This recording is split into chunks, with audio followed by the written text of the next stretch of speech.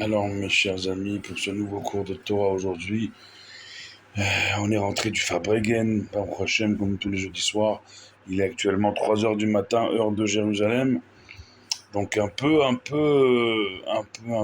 pas fatigué, mais Baruch Hashem, on a fait un bon Farbrengen, on a chanté, on a fait du Divrei Torah. Et tout cela, bien sûr, dirigé vers nos frères et sœurs en Eretz Israël, vers nos otages, vers nos soldats, vers tout le Ham Israël, en Israël comme en diaspora.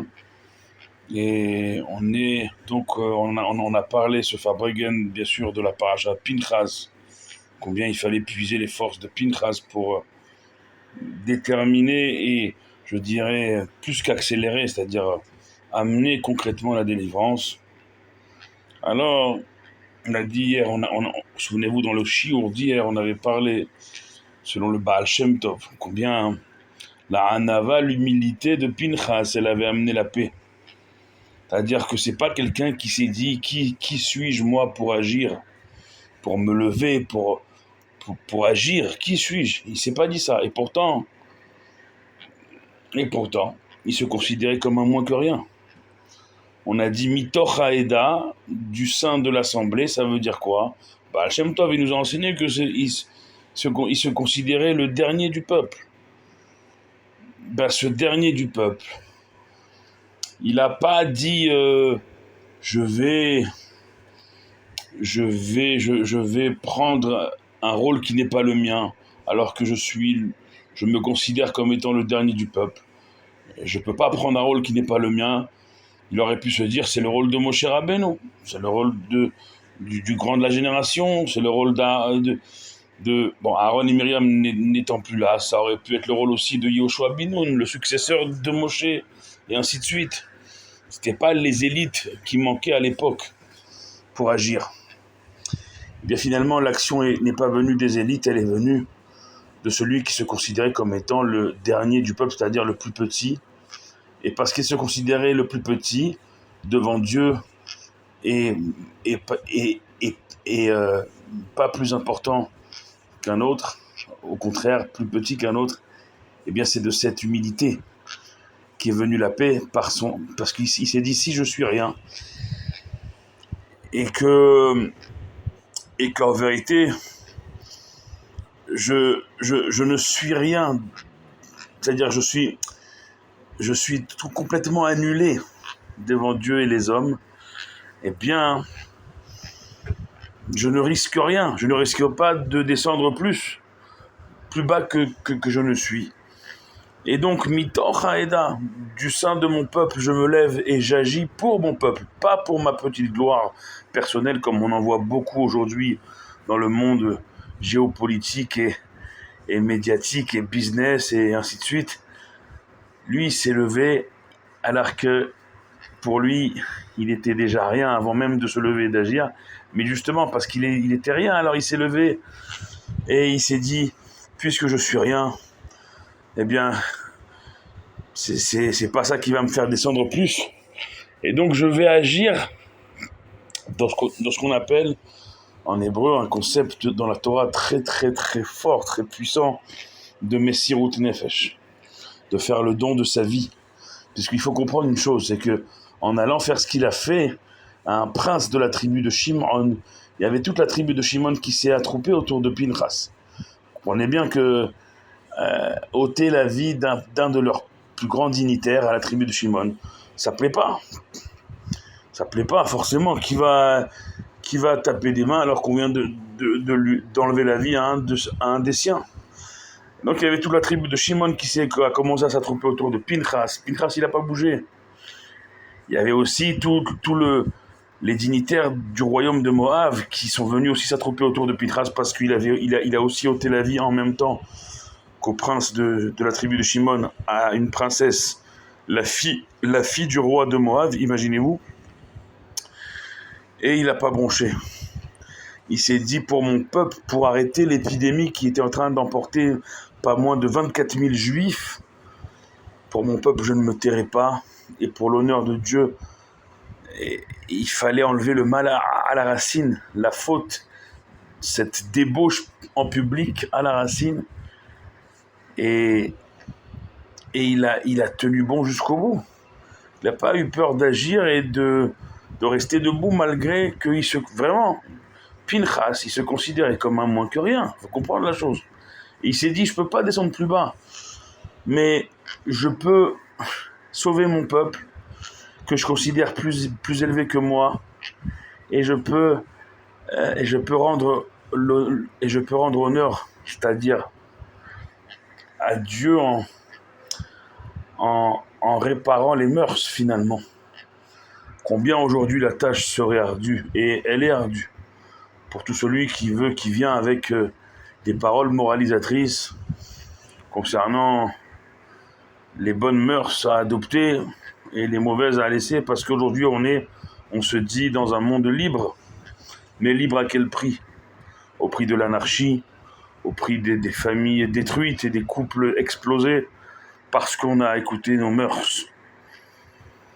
Et Pinchas, il s'est dit, si ça part dans cette débauche-là, et en public, qui plus est, il n'y a plus de limite à rien.